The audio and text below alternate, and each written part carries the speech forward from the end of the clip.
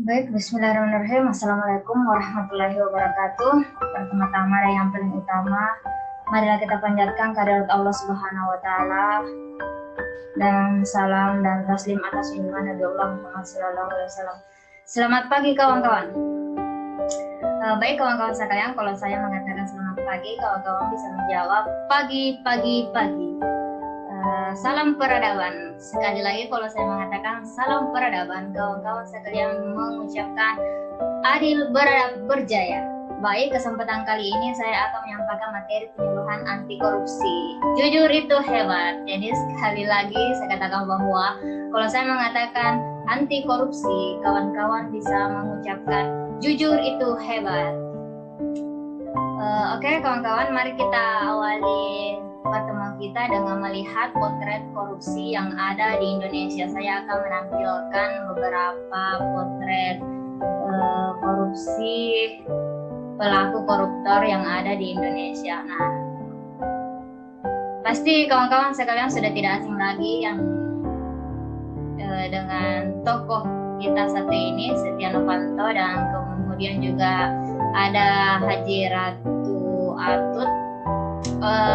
Beliau ini merupakan Gubernur Banten ketiga, periodenya 2007 sampai 2014. Dan kemudian ada juga Ahmad Fatona,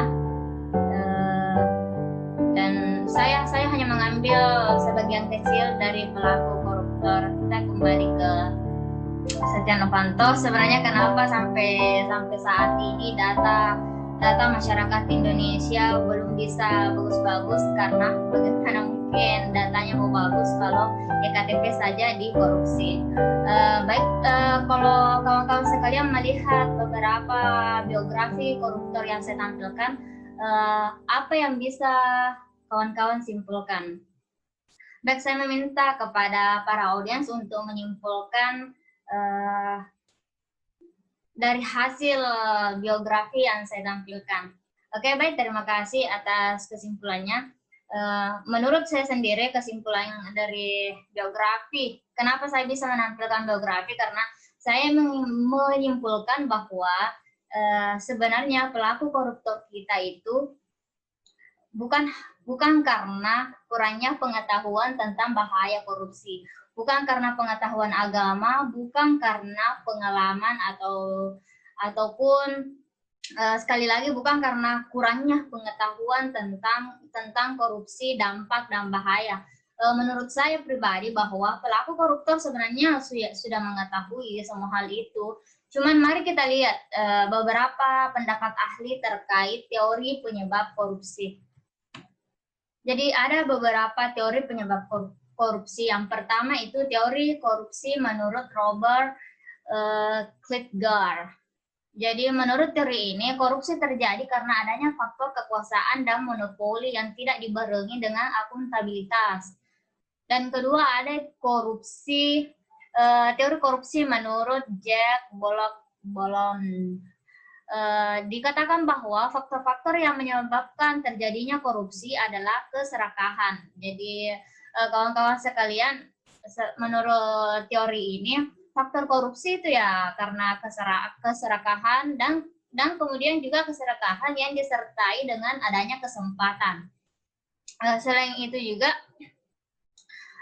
kebutuhan. Sebenarnya kebutuhan ini lebih keserakahan sih, karena beberapa koruptor sebenarnya sudah hidup mewah, sudah hidup tercukupi, tapi selalu merasa tidak terpenuhi semua kebutuhannya. Dan kemudian pengungkapan. Dalam teori ini, faktor keserakahan potensial dimiliki setiap orang dan berkaitan dengan individu pelaku korupsi. Faktor-faktor kesempatan berkaitan dengan keadaan organisasi, instansi, atau masyarakat yang sedemikian rupa sehingga terbuka kesempatan bagi seseorang untuk melakukan kecurangan. Faktor kebutuhan berkaitan dengan faktor-faktor yang dibutuhkan individu untuk menunjang hidupnya yang wajar, dan faktor-faktor pengungkapan berkaitan dengan tindakan atau konsekuensi yang dihadapi oleh pelaku kecurangan apabila pelaku diketemukan melakukan kecurangan. Kemudian faktor teori ketiga yaitu teori korupsi menurut Donald Creasy. Menurut teori ini, 3 faktor yang berpengaruh terhadap fraud atau kecurangan adalah kesempatan, motivasi, dan rasionalisasi.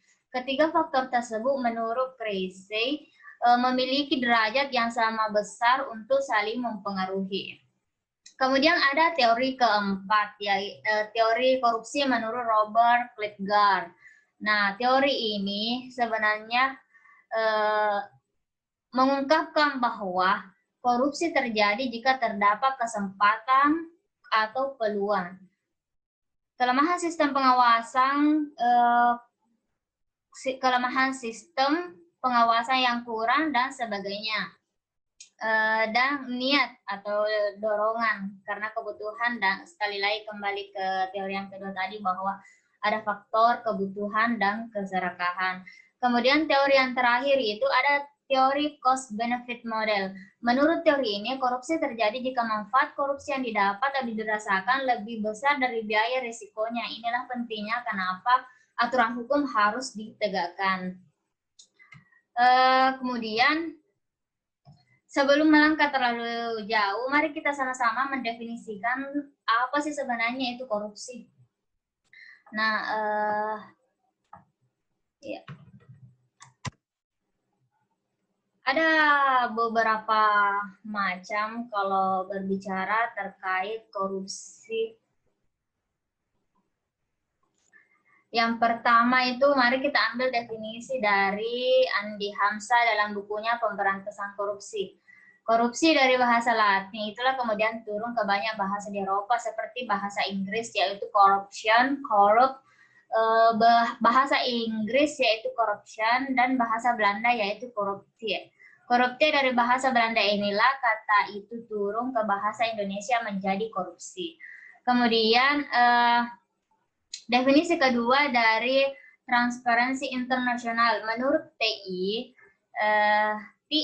korupsi adalah perilaku pejabat publik, politikus, dan atau pegawai negeri yang secara tidak wajar dan legal memperkaya diri atau memperkaya mereka yang dekat dengan kekuasaan dengan cara menyalahgunakan kekuasaan publik yang dipercaya kepada mereka. Dan kemudian yang ketiga, definisi menurut hukum di Indonesia sesuai 30 pasal di dalam Undang-Undang Nomor 31 tahun 1919,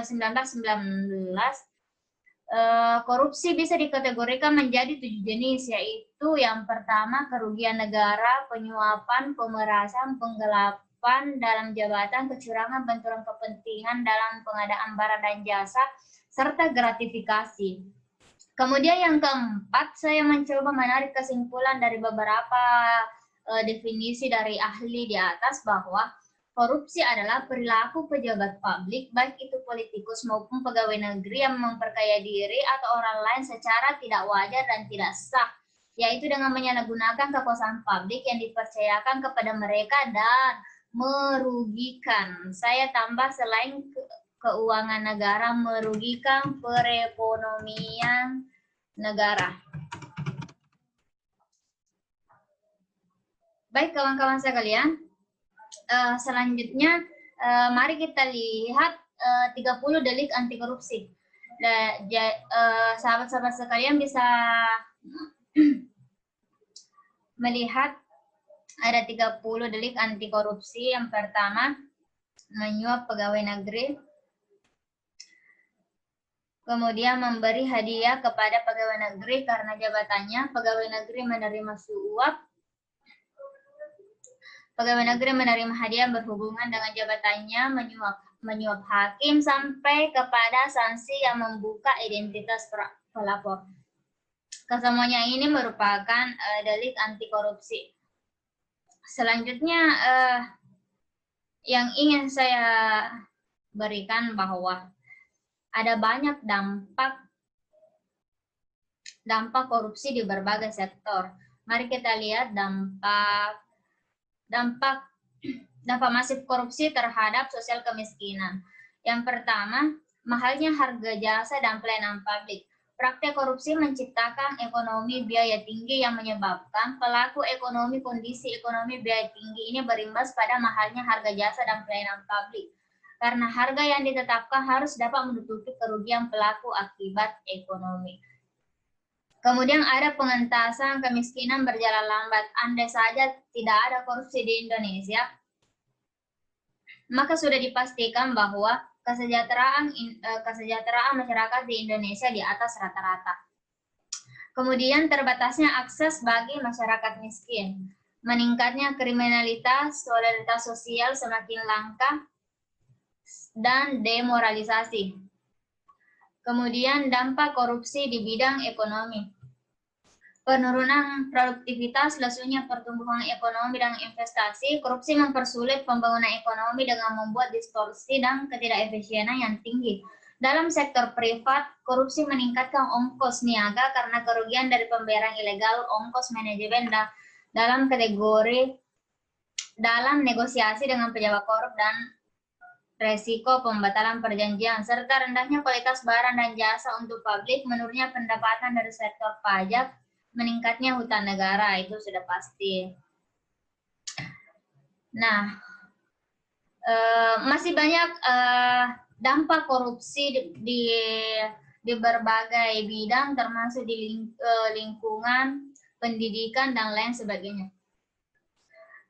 Karena terbatasnya waktu, kawan-kawan sekalian, mungkin itu saja yang sempat saya sampaikan, bahwa tujuan penyuluhan ini untuk menyadarkan bahaya dan dampak korupsi. Semangat masyarakat untuk berpartisipasi dalam pemberantasan korupsi harus terus-menerus dibangkitkan. Demikian dari saya.